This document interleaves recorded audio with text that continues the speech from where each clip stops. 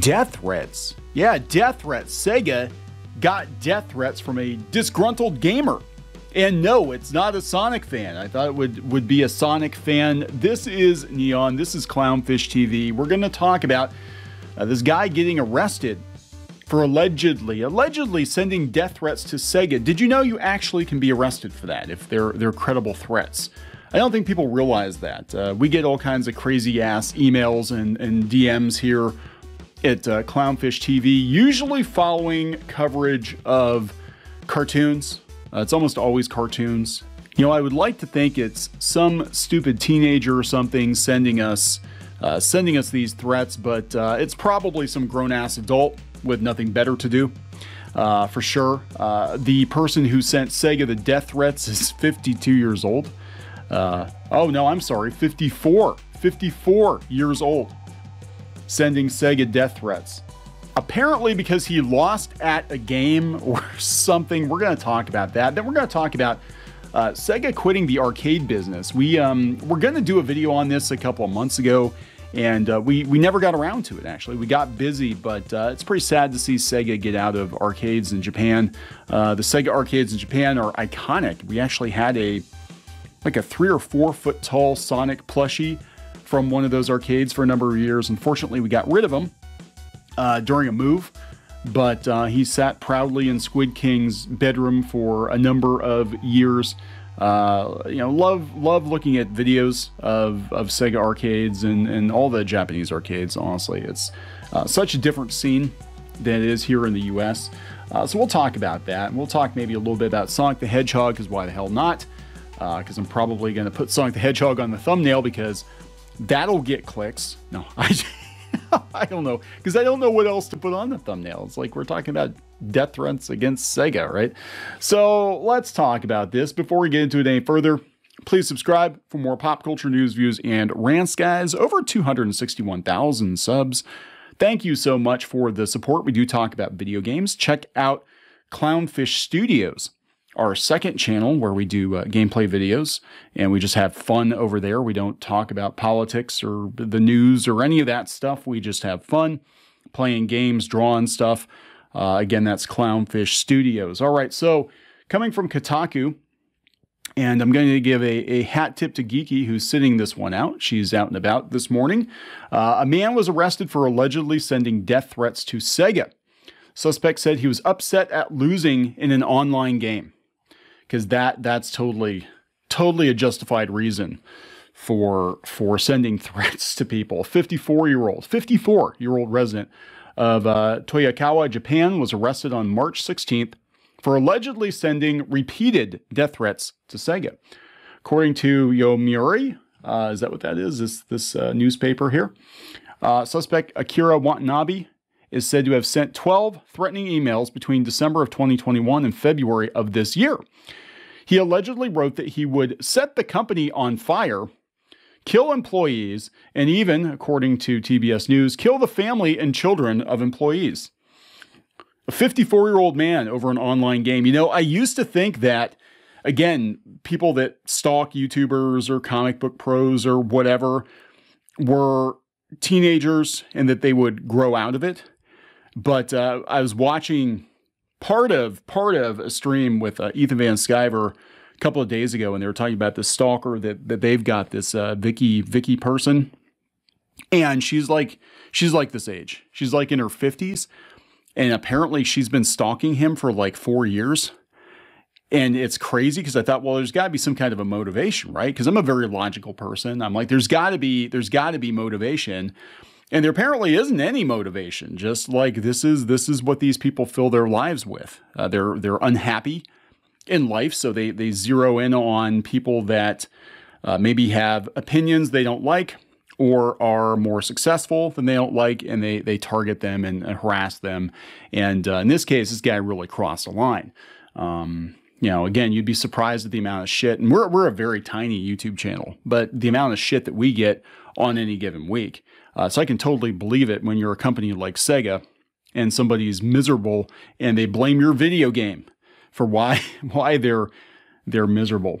Watanabe reportedly sent emails to Sega's company contact form from his mobile phone.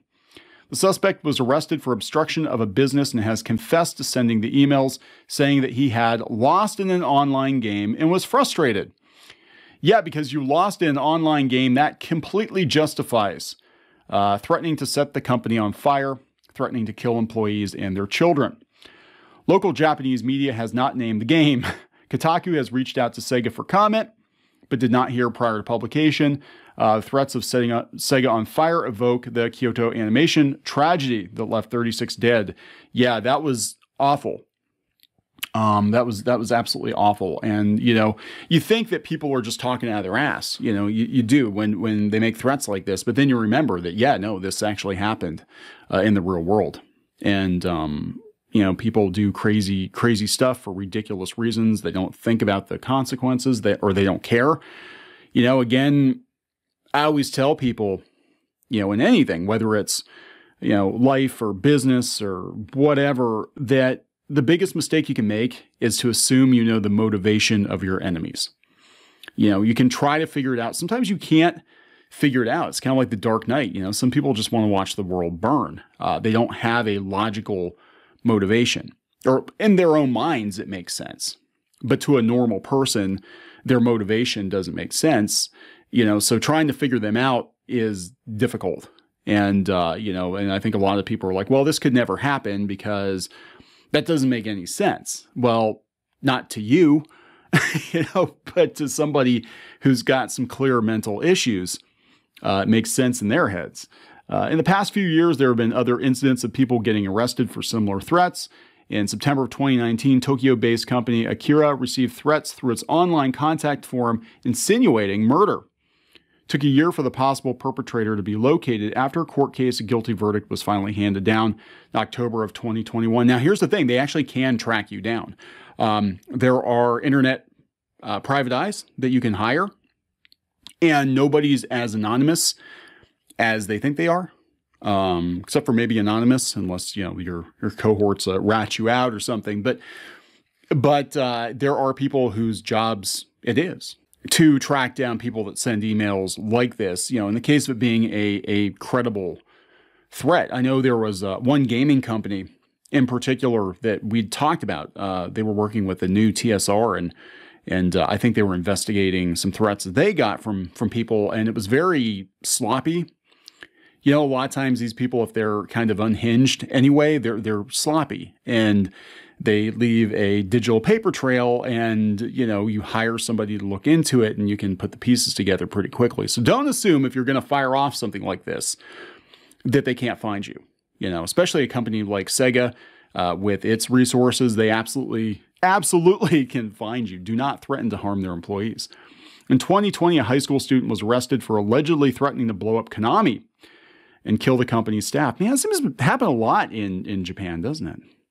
The suspect, who confessed to writing the threats, was upset over a connection issue with an online game that caused him to lose. Last year, a 21-year-old college senior was arrested after allegedly threatening to release poison gas at an arcade.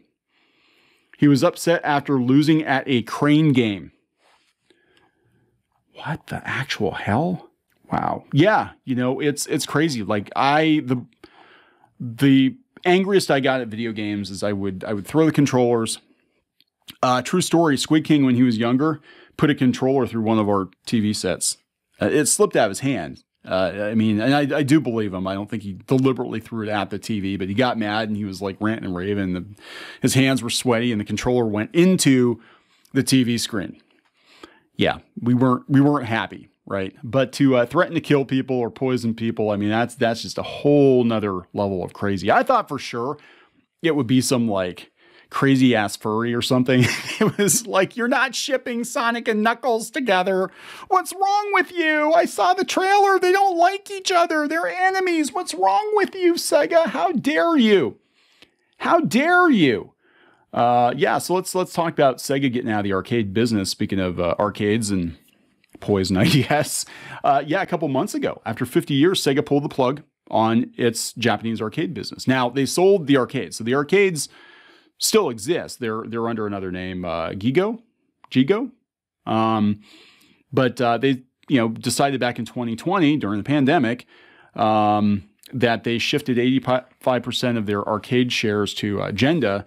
Now it has offloaded the rest, and they're going to take the Sega branding off of the arcades.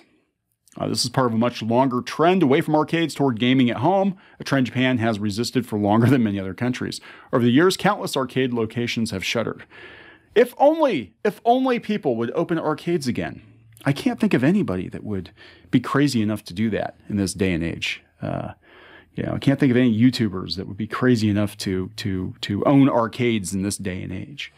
Anyway, in 2021, Namco Funscape London finally closed its doors after 25 years. Eurogamer's editor-in-chief and resident Japanese arcade fan Martin Robinson has previously chronicled some of his trips to Tokyo's iconic arcade and anime district. Yes, that's on my bucket list. But yeah, Sega's out of the arcade business. Apparently, they're getting into the movie business like everybody else. And I'm actually looking forward to Sonic 2. I am. It looks like this one's got even more fan service than the first one. It's like, oh my God, the fan service worked. They redesigned Sonic. The fan service worked, and now they're like tripling down for Sonic 2. Like everything about this movie looks like it's just pure fan wank in the best possible way. I'm talking like No Way Home fan wank. I'm not talking, like, oh God, this is cringy. It might be cringy. Who the hell knows? Uganda Knuckles better put in an appearance. That's all I'm saying. But yeah, it's funny. Ben Schwartz, who plays Sonic. Now, they kept the voice actor of Tails, which I was surprised. From the game. They kept her from the game. I thought they would replace Tails with like Justin Bieber or something. But they actually did keep the original VA. So Sonic the Hedgehog 2 star Ben Schwartz replaces his stolen, speedy titular character missing from a movie theater standee in a funny new photo. Somebody stole Sonic. They stole Sonic? Oh my God, they stole Sonic. At least they wanted to steal Sonic. The other Sonic design, man, they would have taken that thing and burned it. For sure. So, yeah, there he is. There he is. So Sonic 2 is coming out. Sega's doing pretty good in that regard. I think Sonic 2 is going to make a lot of money. Sonic 1 did way better than people expected, and it was a way better movie than I could have predicted it was going to be. And I'm looking forward to them doing more, as long as they don't, jump the shark. And if they do, they need to like literally jump the shark. Like Sonic has to jump an actual shark on a hoverboard or something, just to signify that, like, yep, this is the end of the franchise. We're adapting Sonic 2006 after this. This is the way we're going to go with it. So who the hell knows? But there we go, guys. Just kind of an interesting little story. Don't send death threats to people. Don't joke about it, because it's hard to tell inflection on the internet. And sometimes you think you're just trolling. And, these companies are going to take it seriously. They're going to take it seriously. Individuals need to take it more seriously, I think. I'm going to wrap it up. Please subscribe for more pop culture news, views, and rants, guys. We'll talk later.